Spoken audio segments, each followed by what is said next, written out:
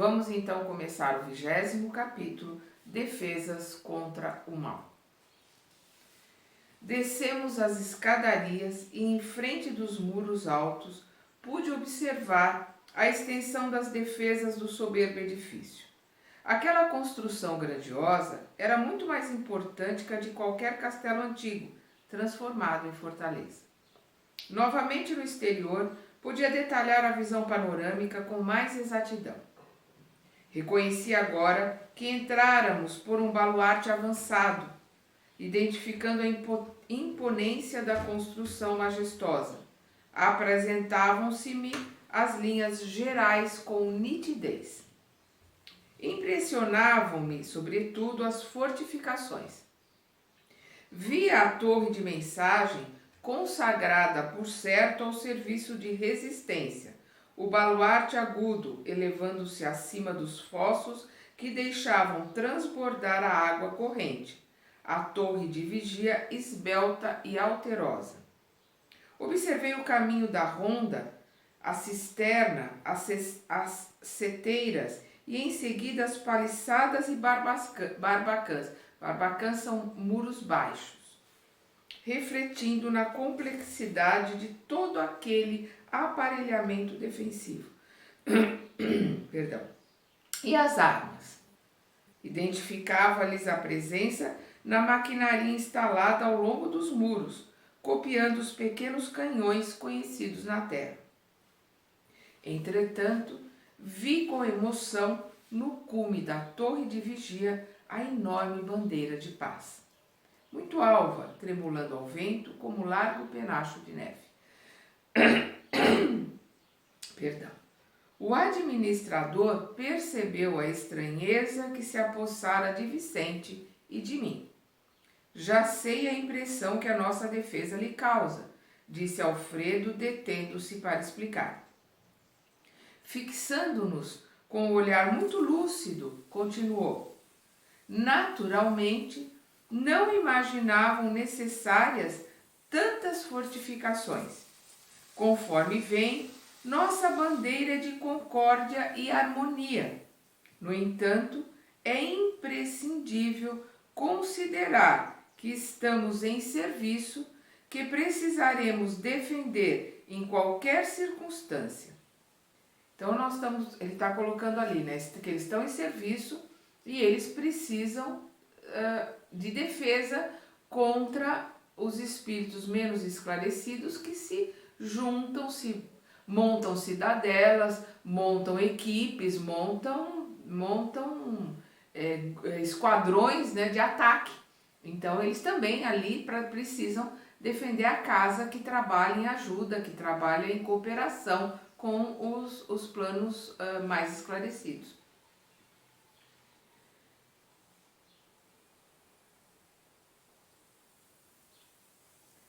Nosso posto está... ele coloca, antes disso ele coloca, precisaremos nos defender em qualquer circunstância. Enquanto não imperar a lei universal do amor, é indispensável preserve o reinado da justiça.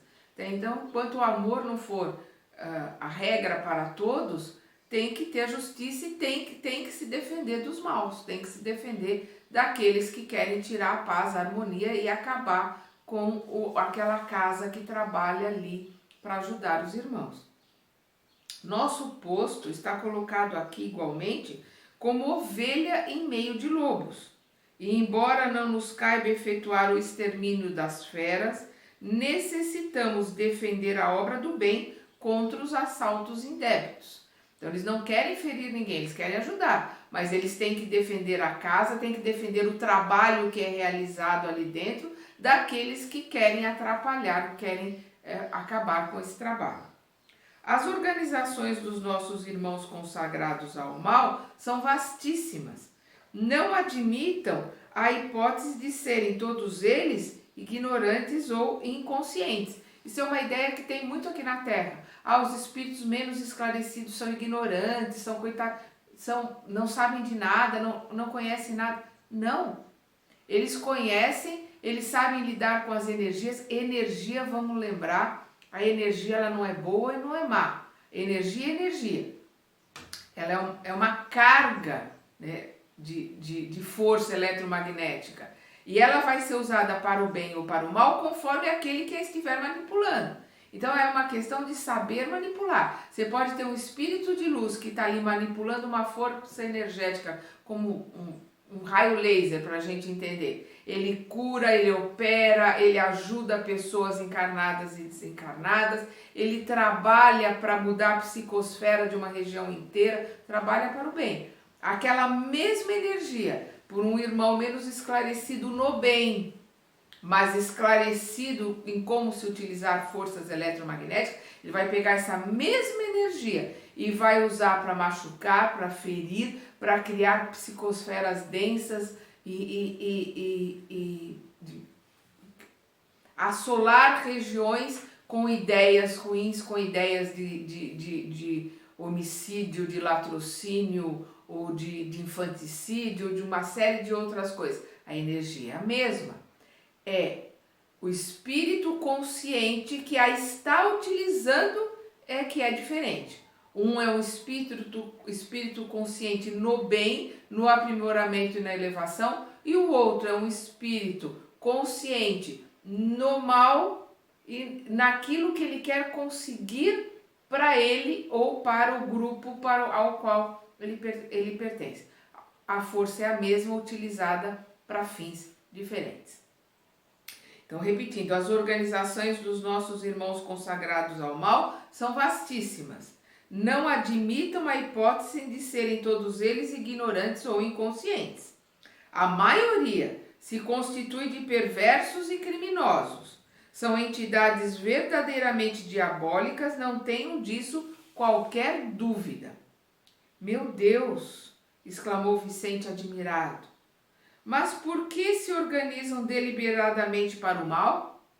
Não sabem, porventura, que todos os patrimônios universais pertencem à majestade divina? Não reconhecem o soberano poder?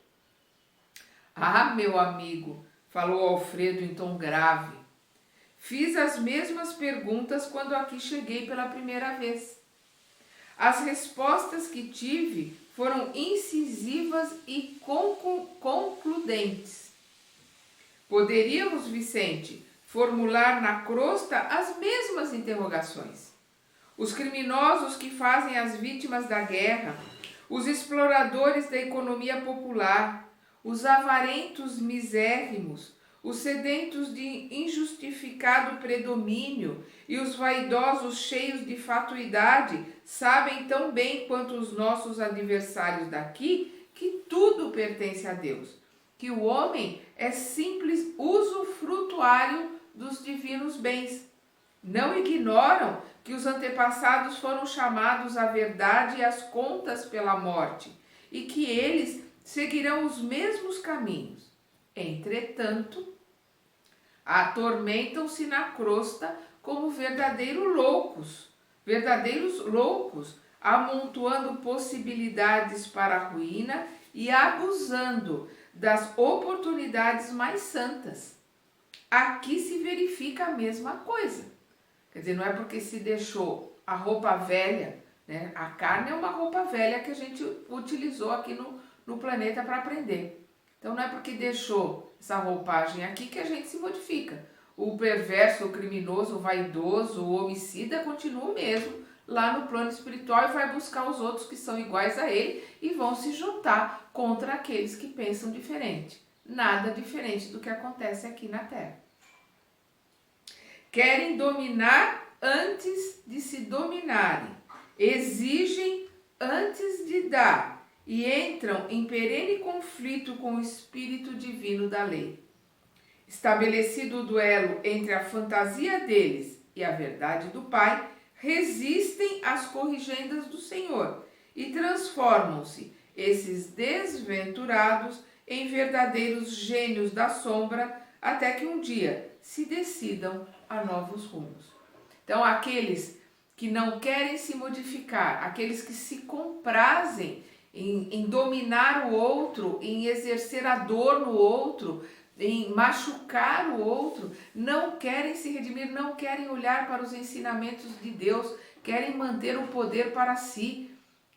Eles vão montar grupos, cidadelas e vão ter discípulos, como qualquer sábio tem, né? E vão juntar grupos para atacar aqueles que querem fazer diferente, querem trabalhar para o Pai, ou como dizem, né? Nós vamos ver mais para frente nos livros, aqueles que trabalham para o Cordeiro. Eles não chamam Jesus de Jesus, eles chamam de o Cordeiro, porque eles fazem questão de lembrar que ele, como o cordeiro do holocausto judaico, ele se deu como um cordeiro para o holocausto. E eles condenam isso, né? Colocam isso como um erro. Nós vamos ver isso mais para frente, quando nós vamos ver alguns desses espíritos colocando as suas ideias, né? Principalmente em libertação. Nós vamos ver lá o Gregório colocando essas ideias de como ele acha o cordeiro submisso, o cordeiro é muito bonzinho, o cordeiro, né, falando de Jesus.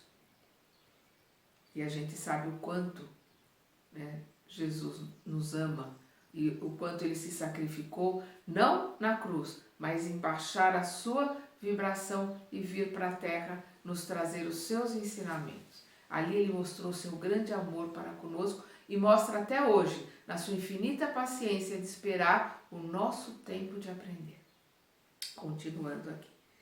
Intrigado com as profundas observações, perguntei: mas como explicar as bases de semelhante atitude? Na Terra compreendemos certos enganos, mas aqui? O generoso interlocutor não me deixou terminar e prosseguiu. Na crosta, nossos irmãos menos felizes lutam pela dominação econômica, pelas paixões desordenadas, pela hegemonia de falsos princípios. Nestas zonas imediatas à mente terrestre, temos tudo isso em identidade de condições. Entre as entidades perversas e ignorantes, há cooperativas para o mal, sistemas econômicos de natureza feudalista, baixa exploração de certas forças da natureza, vaidades tirânicas, difusão de mentiras, escravização dos que se enfraquecem pela invigilância, doloroso cativeiro dos espíritos falidos e imprevidentes, paixões talvez mais desordenadas que as da terra, inquietações sentimentais, terríveis desequilíbrios da mente, angustiosos desvios do sentimento. Então, tudo aquilo aquele espírito que luta pelo poder, que luta para se manter no poder, aquele espírito que faz qualquer coisa pelo dinheiro, qualquer coisa pelo poder, aquele espírito que quer de qualquer jeito que a sua vontade prevaleça. Ele desencarna, ele continua igualzinho no plano espiritual e ele vai continuar lutando pelo poder, continuar lutando para que a sua vontade prevaleça, para que ele seja o dono do poder, para que ele mande sobre os outros, e ele vai se aproveitar da invigilância dos desencarnados e dos encarnados, porque ele vai ser obsessor, ele vai comandar obsessores para virem para a Terra e realizarem os seus desejos e os seus mandos.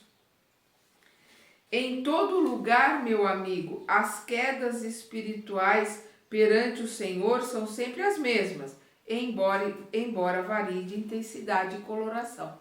Então, em todo lugar, a queda espiritual, seja encarnado ou desencarnado, vai ser sempre a mesma.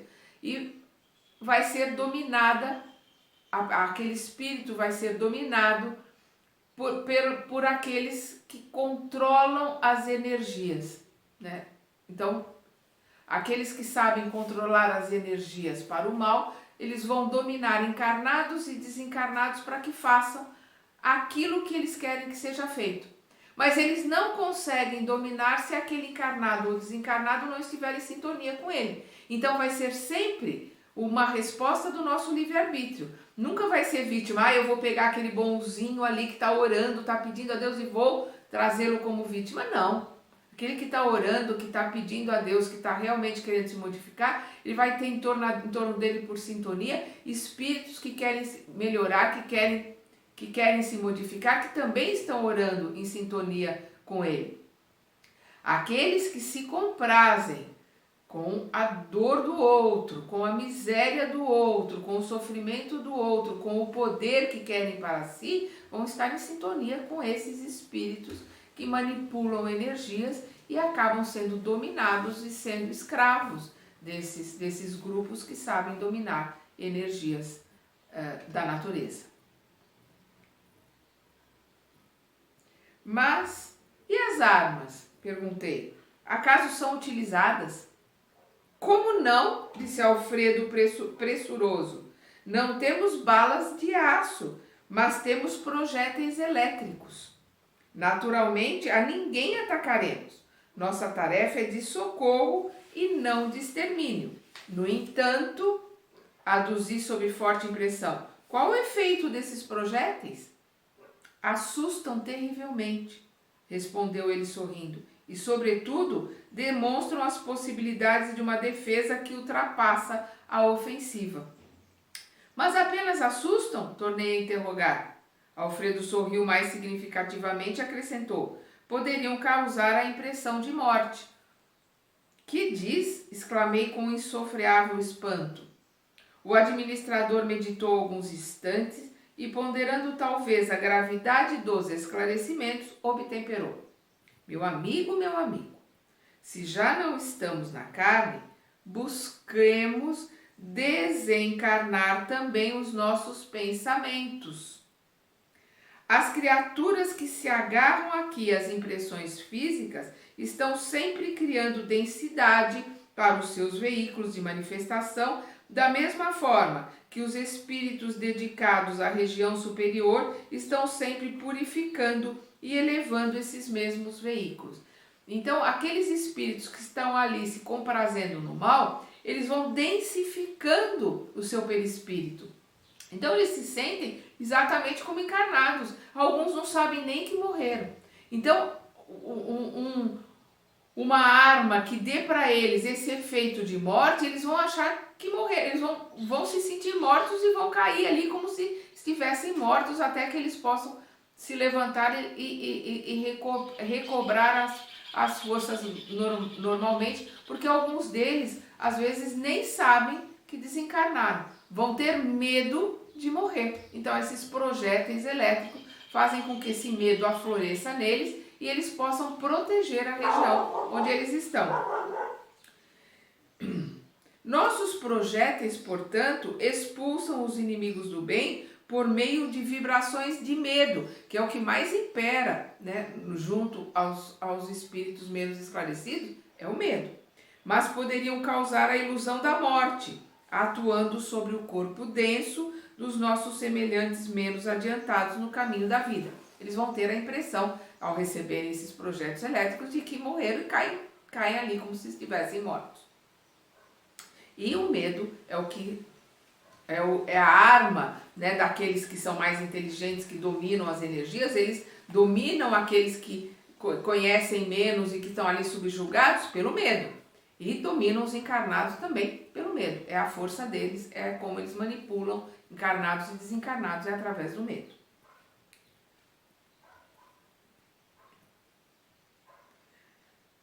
Causam a ilusão da morte, atuando sobre o corpo denso dos nossos semelhantes menos adiantados no caminho da vida. A morte física na Terra não é igualmente pura impressão? Porque a morte não existe. Nós temos aqui encarnados, a maioria das pessoas, o medo absurdo da morte. Se a morte, ela não existe, mas o desencarne é a única certeza de todos nós que estamos encarnados, por que temê-la desse jeito? Mais fácil buscar a compreensão, buscar o esclarecimento para entendermos como ela se processa. É um simples trocar de roupa. Nós morremos todos os dias na hora que nós adormecemos. Nós deixamos o corpo físico e saímos para estudar, para trabalhar, ou ficamos ali do lado do corpo físico. No caso do desencarne definitivo, não tem a volta. Nós voltamos todo dia de manhã e reencarnamos no nosso corpo físico. No dia da nossa morte, digamos assim, porque ela não existe, no dia do desencarne final, a gente vai sair do corpo físico, só não vai voltar, pura e simplesmente. Mas a A experiência do que é a morte nós temos todos os dias quando nós dormimos. Então nós não temos pelo que temer. Esse desdobramento e essa saída não é desconhecida para nós. Ela é pura e simplesmente um ato que nós realizamos todos os dias, todas as noites, quando adormecemos. A morte física na Terra não é igualmente por impressão? Ninguém desaparece. O fenômeno é apenas de invisibilidade ou, por vezes, de ausência. Quanto à responsabilidade dos que matam, isto é outra coisa. Né? A responsabilidade daqueles que tiram a própria vida ou tiram a vida do outro, aí é outra coisa. Né? Aí está arcando para si débitos, né? E débitos gravíssimos. E além desta observação que é da alçada da justiça divina, temos a considerar igualmente que nesta esfera o corpo denso, modificado, pode ressurgir todos os dias pela matéria mental destinada à produção dele, enquanto, para obter o corpo físico, almas há que trabalham por vezes durante séculos. Então, o que ele está colocando aqui é uma informação verdadeira, uma informação muito forte. Ali, para recuperar o perispírito que ele achou que morreu ali, é só um trabalho mental, é só um conhecimento. Mas para termos o direito de reencarnarmos num corpo físico na Terra, nós temos que trabalhar, nós temos que estudar, nós temos que ter merecimento, nós trabalhamos e pedimos muito para poder termos o nosso reencarne aqui. Então nós temos que saber valorizar a vida presente. O reencarne aqui é um presente e nós esperamos muito para tê-lo e pedimos muito. Nós temos que saber valorizar cada minuto, cada dia que estamos aqui na Terra. Por vezes, é o que ele coloca aqui, pela matéria mental destinada à produção dele, né, do corpo físico, enquanto que para obter o corpo físico, almas há que trabalham por vezes durante séculos, às vezes esperando séculos e séculos para terem a oportunidade de reencarnarem aqui na Terra. Vicente e eu caláramos estupefatos. Alfredo sorriu serenamente e perguntou bem-humorado: vocês conhecem a lenda hindu da serpente e do santo? Ante a nossa expressão negativa, o administrador continuou. Contam as tradições populares da Índia que existia uma serpente venenosa em certo campo. Ninguém se aventurava a passar por lá, receando-lhe o assalto. Mas um santo homem a serviço de Deus buscou a região mais confiado no Senhor que em si mesmo. A serpente o atacou desrespeitosa. Ele dominou-a, porém, com um olhar sereno e falou: minha irmã, é da lei que não façamos mal a ninguém. A víbora recolheu-se envergonhada. Continuou o sábio seu caminho e a serpente modificou-se completamente. Procurou os lugares habitados pelo homem, como desejosa de reparar os antigos crimes. Mostrou-se igualmente pacífica, mas desde então começaram a abusar dela. Quando lhe identificaram a submissão absoluta, homens, mulheres e crianças davam-lhe pedradas. A infeliz recolheu-se à toca desalentada. Vivia aflita, medrosa, desanimada. Eis, porém, que o santo voltou pelo mesmo caminho e deliberou visitá-la. Espantou-se, observando tamanha ruína. A serpente contou-lhe então a história amargurada. Desejava ser boa, afável e carinhosa, mas as criaturas perseguiam-na e apedrejavam-na. O sábio pensou e respondeu após ouvi-la: minha irmã, houve engano de sua parte. Aconselhei-te a não morderes ninguém, a não praticares o assassínio e a perseguição, mas não te disse que evitasses de assustar os maus. Não ataques as criaturas de Deus, nossas irmãs, no mesmo caminho da vida, mas defende a tua cooperação na obra do Senhor. Não mordas nem firas, mas é preciso manter o perverso à distância, mostrando-lhe os teus dentes e emitindo os teus silvos. Olha que historinha, que lenda interessante para a gente analisar. Não é aquela subserviência. Às vezes a gente fala, bem-aventurados os humildes, porque eles herdarão a terra. Aí as pessoas pensam na subserviência, aquele que aguenta tudo, aquele que é maltratado, apedrejado. Não. A humildade é aquele que reconhece os seus defeitos, é aquele que conhece a si mesmo, é aquele que sabe que tem muito a aprender. Né? Não é ser capacho, não é ser subserviente, é entrar para dentro e se conhecer. É o que ele está colocando aqui para a serpente. Ela tem que tratar bem aqueles que são bons, aqueles que estão a serviço do Senhor. Mas aqueles que estão a serviço do mal, ela tem que se defender, tem que defender a sua toca, mostrando os seus dentes, assustando aqueles que são maus com a capacidade que ela tem de se defender e com o seu silvo, né? com o silvo o seu chocalho, para que eles se afastem. Né? Então a gente tem que defender a nossa casa, que é o nosso templo, né? Daqueles que querem nos assaltar. E para isso, nós só podemos nos defender com a nossa autodefesa, é o nosso autoconhecimento, é a nossa reforma interior, é a nossa reforma íntima, é o buscar lá dentro quem nós somos, nos conhecermos, começarmos a nos modificar. Aí sim, nós teremos a humildade de, reconhecendo os nossos erros, buscar a corrigenda, buscar a melhoria.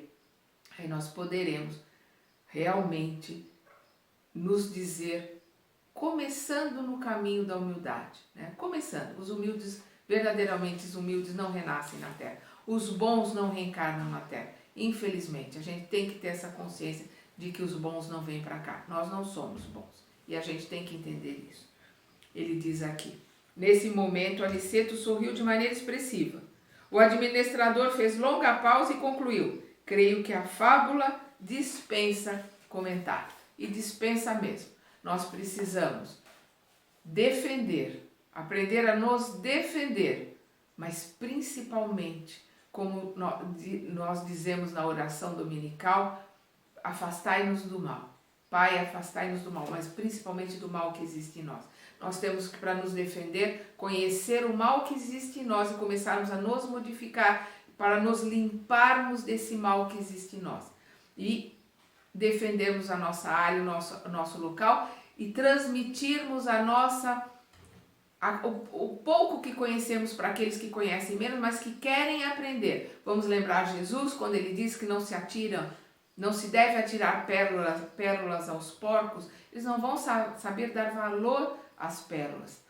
Então nós também temos que, dentro do nosso conhecimento, ajudarmos aqueles que querem buscar o conhecimento com vontade de aprender, não buscando muleta, não querendo aprender por osmose, né, sugar do outro que o outro tem, mas aqueles que querem verdadeiramente aprender, esses a gente tem que ajudar o máximo que nós pudermos. Aquele que não quer, como diz Paulo lá na epístola, se eu não me engano, que ele manda, a carta que ele manda aos Coríntios, se não querem te ouvir, dai as costas, sacode as tuas sandálias, tira todo o pó, não leva nem o pó daquele lugar. Aqueles que não querem aprender, esquece, não se preocupa que vai chegar o seu tempo de estudar e de aprender. Nós vamos nos esforçar por aqueles que querem estudar e aprender, que é o nosso caso, que estamos aqui estudando porque queremos aprender. E vamos continuar estudando e aprendendo no próximo capítulo deste livro.